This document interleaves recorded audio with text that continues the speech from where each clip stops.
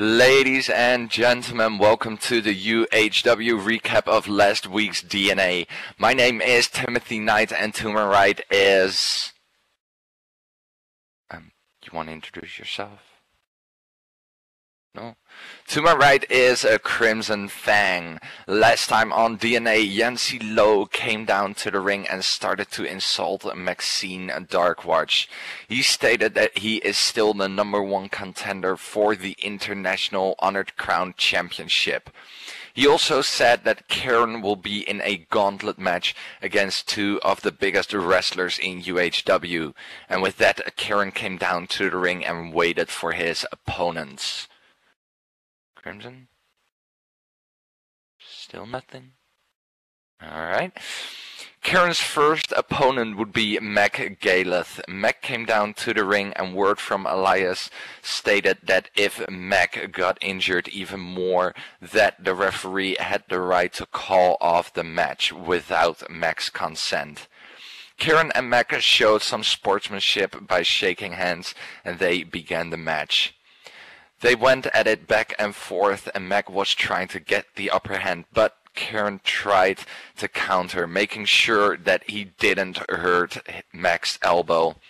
At one point, Mac lifted Karen into a gorilla press slam, but afterwards it seemed that Mac was going to win. But Karen once again countered, and Mac held on to the ropes, favoring his elbow. Then Karen did a drop kick, sending Mac to the outside of the ring and landing on his elbow. Alfie immediately stopped the match, and Karen won. Crimson? No? Anything? Karen's next opponent would be the Hellhound Kevin Faust. Karen didn't have time to recover, so he was going on this match a bit winded. Karen tried to get Kevin early on, but Kevin was just too strong and too fresh for Karen to mount any offense.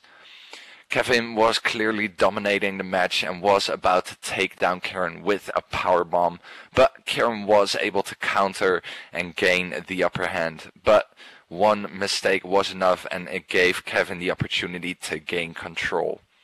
At one point, Kevin went outside and wrapped the figure 4 leg lock on Karen, using the ring post as leverage. The referee started counting to have Kevin let go, but he wouldn't, and at the count of 5, Kevin was disqualified. Kevin still wouldn't let go of the move, and Maxine came over with a steel chair and repeatedly hit Kevin to let go. Kevin finally let go, but the damage was done, and it was time for Karen's final opponent, Yancy Lowe. Crimson? Still nothing?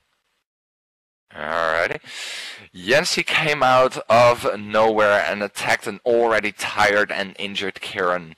Yancy doing everything he could to finish the match, but Karen had some fight left. Yancy pulled out all stops, even going for his end of days finisher, but Karen was close to the ropes and still fighting. After a little while, Karen was able to bounce back, even sending both him and Yancy over the top, and continued to fight outside of the ring whilst the referee was counting. Karen and Yancy would then be counted out by the referee, but the fight continued on as Yancy took down Karen on the steel ramp. Maxine would then come and attack Yancy, only for Yancy to take Maxine down and continue to attack her until Mac and Intervention, meaning Vince and Wolfie, came out from the crowd and chased Yancy off and went to check on Maxine and Karen. You want to at least do this one, Crimson? I mean, this is about you. Still no word? Alrighty. The new UHW Women's Champion Anarchy Fang came out and said a few words. She was thanking her wife Crimson for being part of the Ruse. Anarchy also thanked Maxine as well. With that being said, Anarchy called out Honey, stating that if Honey could beat all of the Fangs, she would get her title rematch. And her first opponent would be Crimson Fang. With that, Honey's music played and Honey rushed into the ring and tackled Crimson down. Honey was determined to get her title rematch and at one point took her and Crimson to the outside. Honey started to take control of the match, but Crimson countered and took control of the match in her court. At one point, Crimson got Honey in the neck wrench, only for Honey to counter it and hit the Afterglow. Afterwards, she would try for her Acapulco Gold, but Crimson countered and had Honey on the ropes. Crimson would then go all out, but then Honey would counter and get out full force.